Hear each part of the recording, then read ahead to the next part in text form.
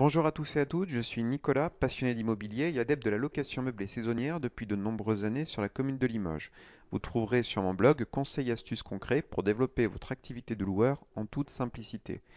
Aujourd'hui, je vais traiter avec vous la question de la réservation instantanée ou non instantanée, si j'ose dire. Quel est l'intérêt pour vous de vous mettre sur ce mode de réservation ou tout simplement de prendre le contre-pied et de rester sur des réservations requêtées?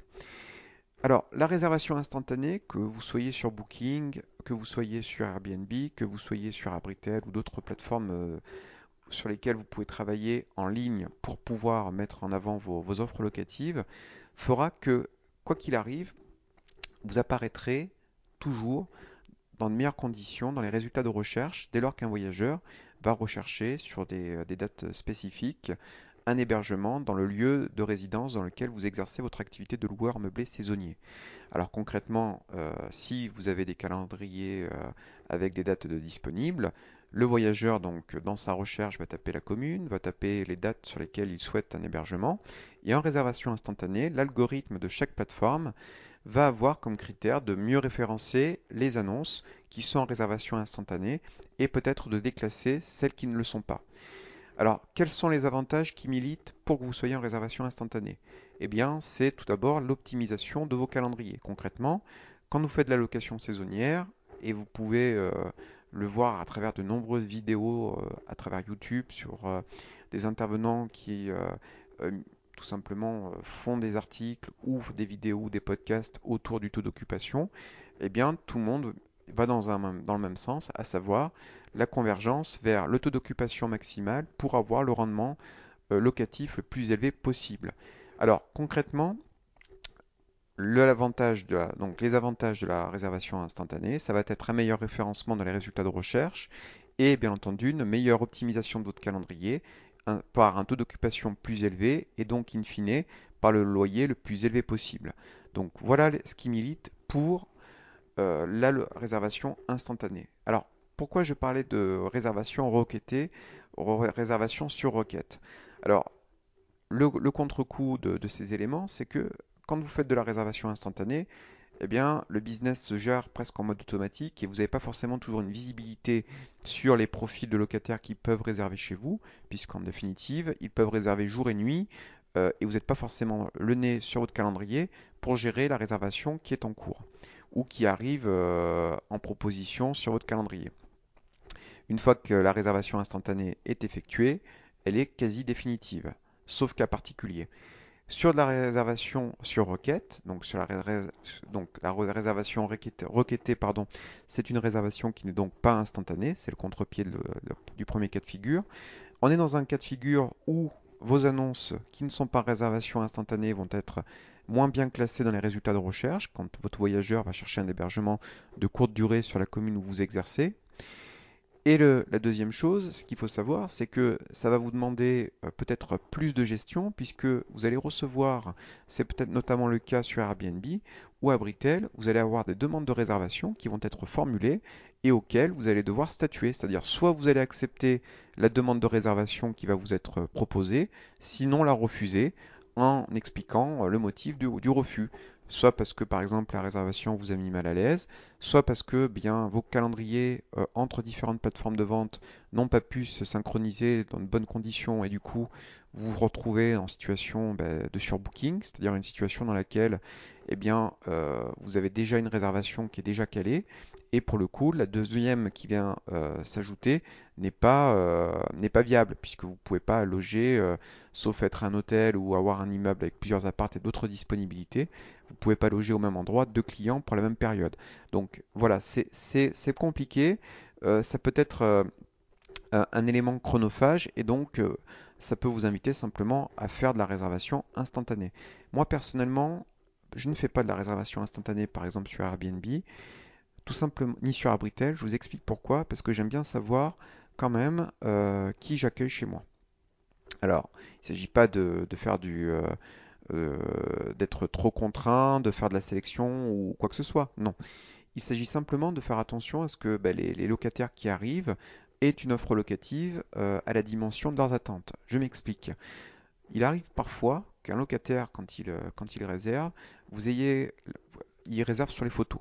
Concrètement, les visuels, beaucoup d'intervenants sur YouTube pourraient vous l'expliquer, mieux que moi d'ailleurs, puisque c'est pas mon métier.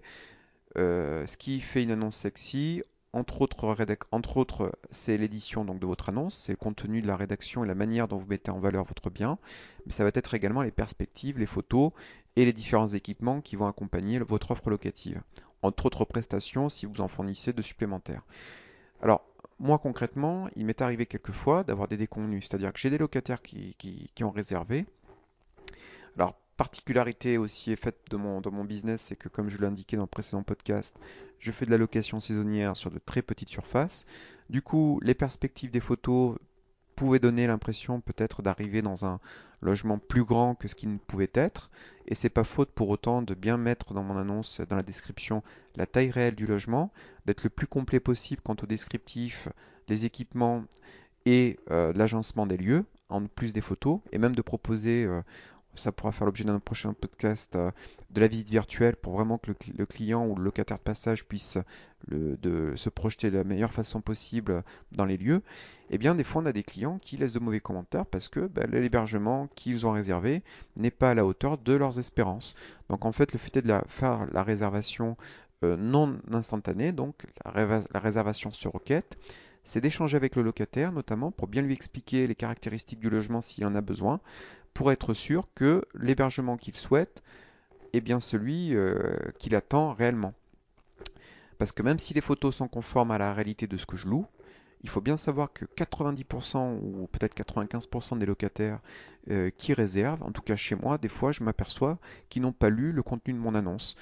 Alors systématiquement, il y a une forme de bienveillance, parce que bon, souvent les locataires se rendent compte que des fois la façon dont sont pris les clichés peuvent rendre l'appartement plus grand ou plus petit qui ne peuvent être réellement perçus sur les annonces. Donc du coup, je préfère moi savoir à l'avance, enfin, je préfère communiquer avec mon locataire à l'avance pour être bien certain que celui-ci achète le bon produit et du moins celui qu'il attend pour pouvoir ensuite passer le meilleur séjour possible et du coup s'il y a des commentaires qui soient positifs, les recueillir de façon favorable. Et bien entendu, j'accueille aussi les commentaires négatifs. Et c'est aussi une manière pour moi d'avoir des commentaires négatifs qui me permettent, bien entendu, toujours dans un esprit constructif, d'améliorer mon offre locative. J'estime que dans une offre locative, on peut ne pas plaire à tout le monde, notamment dans les prestations et les hébergements fournis.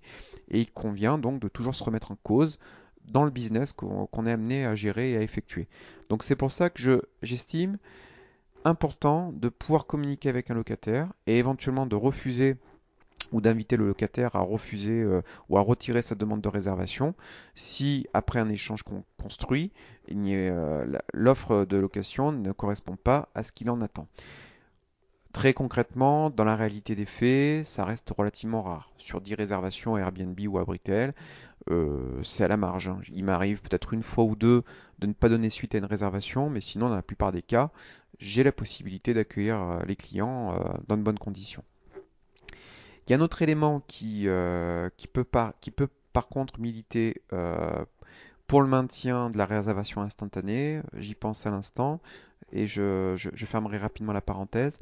C'est que quand vous êtes sur Airbnb ou sur Abritel, vous pouvez rajouter des conditions euh, ou des exigences restrictives, si j'ose dire, qui fait que dès lors que le locataire candidat à votre réservation remplit ces critères, la réservation instantanée sera naturellement déclenchée.